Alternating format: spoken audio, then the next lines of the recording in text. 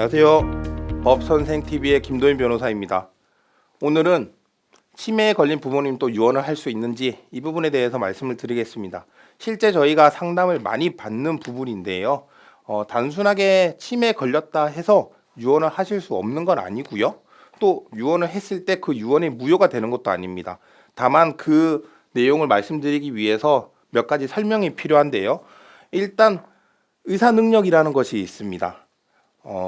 유언은 본인, 유언자가 단독으로 하는 단독 행위로서 이러한 유언을 하기 위해서는 의사 능력이 필요한데요. 이 의사 능력이라는 것은 본인이 하는 행위의 의미를 알 수 있는 정신적 능력이라고 합니다.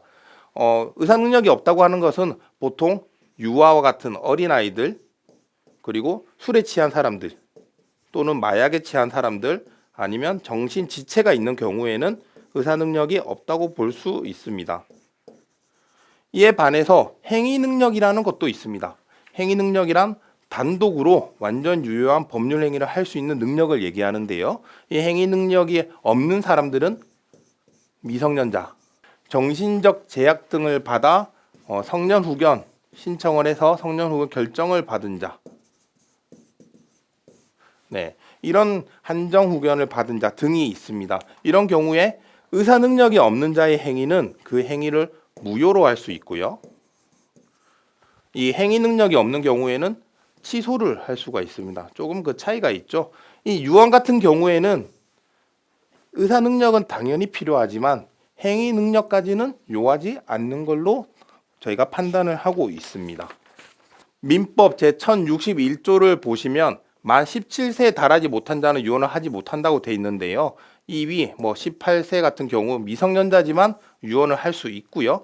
제한 능력자라 하더라도 아까 말씀드린 성년 후견을 받은 자라고 하더라도 이 유언을 할 수가 있습니다. 다만 피성년 후견인 같은 경우에는 의사 능력이 회복되고 이를 의사가 확인해 준 경우에만 유언을 할 수 있다는 제한이 있을 뿐입니다.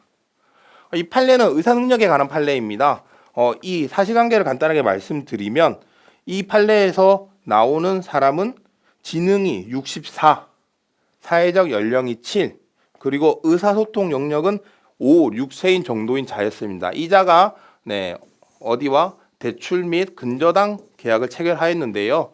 이에 따라서 이 계약이 무효다라는 주장을 했고요. 그 무효의 근거가 의사 능력이 없다라는 것이었습니다. 그에 대해서 우리 판례는 의사 능력이란 자신의 행위의 의미나 결과를 정상적인 이렇게 해서요 개별적으로 판단되어야 하고, 이 사례에서는 의사 능력이 없으니까 이 대출 및 근저당 계약은 무효다라고 판시를 했던 것입니다. 만약 이 정도의 지적 능력이라면, 이렇게 의사 능력이 없는 사람이라면 당연히 유언을 한다고 해도 그 유언은 무효가 될 가능성이 높겠죠. 다만 이 유언을 할 수 있느냐, 유언을 했을 때 효력이 있느냐 없느냐는 단순하게 판단할 수만은 없는데요.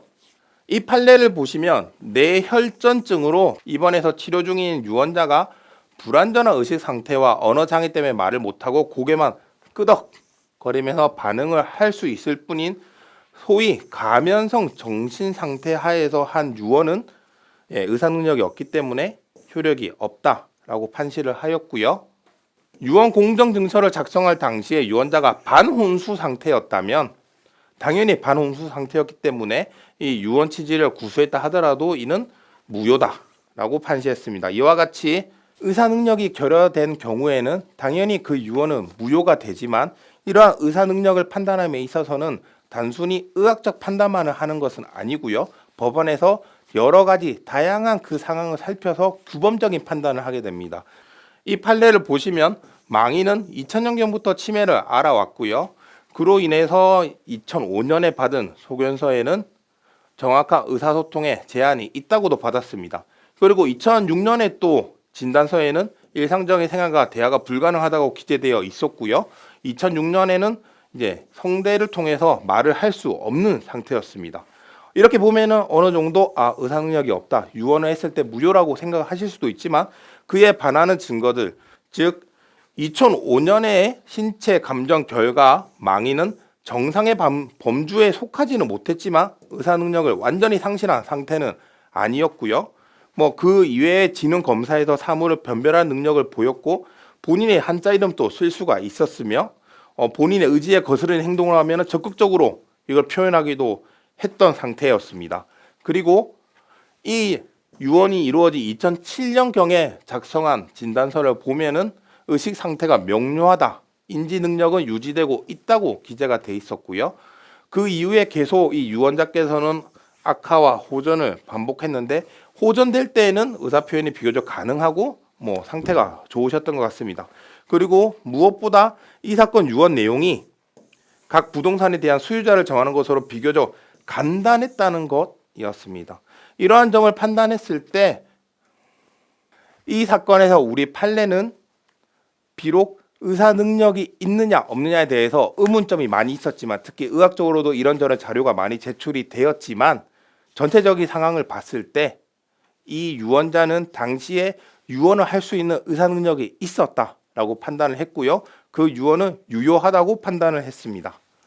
일반적으로 치매 진단을 받기 위해서 우리나라에서는 MMSEK 또는 CDR 또는 GDS를 많이 사용하시는데요. 이러한 의료적 결과가 분명히 치매 진단에 있어서 큰 요소인 것은 맞습니다. 하지만 이 의학적 결과만을 가지고 유언을 할 수 있느냐 없느냐 여부를 따지기에는 부족한 것도 있습니다. 판례는 보신 것처럼 단순히 의학적 결과만을 기준으로 하는 것은 아니고요. 그 유언자의 상태, 특히 유언을 할 당시에 유언자가 어느 정도 의사 능력이 있었는지, 그리고 유언자가 그 전에 어떠한 유언의 내용을 밝혀왔는지, 혹은 유언이 실제로 그 전에 있었는지, 그리고 유언자와 다른 가족들의 관계는 어떠한지, 그 유언의 내용이 어려운지 간단한지, 그리고 그 유언의 내용이 실질적으로 상속인간의 공평을 추구할 수 있는지 여부 등 다양한 요소를 가지고 종합적으로 판단을 하고 있습니다. 그러므로 단순하게 이러한 의학적 결과만을 가지고 부모님이 치매에 걸렸다 하더라도 유언 가능 여부를 따질 수는 없고요. 이러한 것을 확인하기 위해서는 가능한 상속 전문 변호사와 상담을 받으시고 유언을 하시는 것이 좋습니다. 이상 법선생TV의 김도윤 변호사였습니다.